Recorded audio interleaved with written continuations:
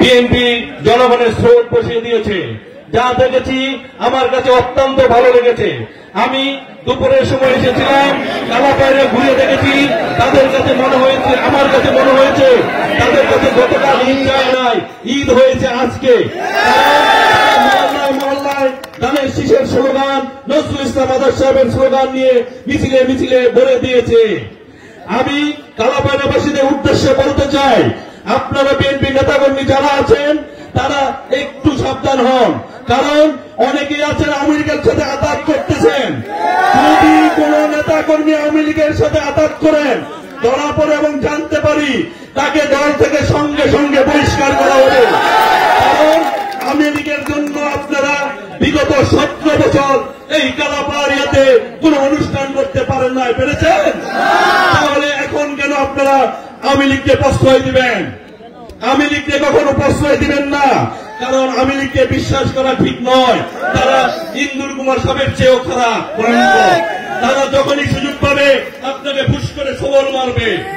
আরো বলবো, আপনারা মাদক থেকে দূরত থাকেন। যারা মাদক ব্যবসা করেন তাদেরকে আমি সাবধান করে দিচ্ছি, বিএনপির যত বড় নেতাই হন, যদি মাদক ব্যবসার সাথে জড়িত থাকেন তাহলে আপনাদের কাউকে ছাড় দেওয়া হবে না।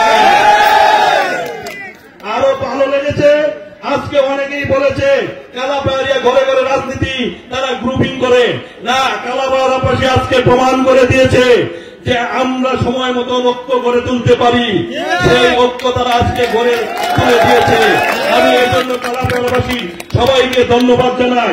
এই অক্লান্ত পরিশ্রম যারা করেছে, কালাপাড়া ইউনিয়ন বিএনপি সভাপতি সালামত, সাধারণ সম্পাদক কালাম, যুব দলের সভাপতি জহির ফকির এবং মোবারক এবং আনোয়ার হোসেন দীপু সহ যারা এই অক্লান্ত পরিশ্রম করেছে তাদেরকেও আমি ধন্যবাদ জানাই। আমি বলতে চাই, কারণ আজাদ সম্বন্ধে আমি কিছু বলতে চাই না, কারণ নারায়ণগঞ্জবাসী বলেছে আজাদ কি। আসলে বিগত আন্দোলন সংগ্রামে আন্দোলন কে করেছে?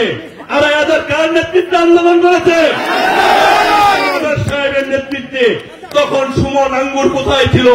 তারা তখন নজরুল ইসলাম বাবুর সাথে আঘাত করে এসি রুমে ঘুমিয়েছে। তারা বলে বিএনপি, তারা কিসের বিএনপি করে?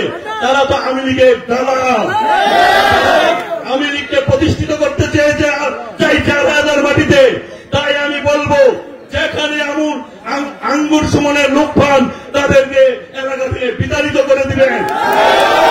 2,500 আমরা আওয়ামী লীগকে প্রতিষ্ঠিত হতে দেব না। আমি আর বিশেষ কিছু বলবো না। আপনাদের সবাইকে ধন্যবাদ জানিয়ে আমি আমার সংক্ষিপ্ত বক্তব্য শেষ করলাম।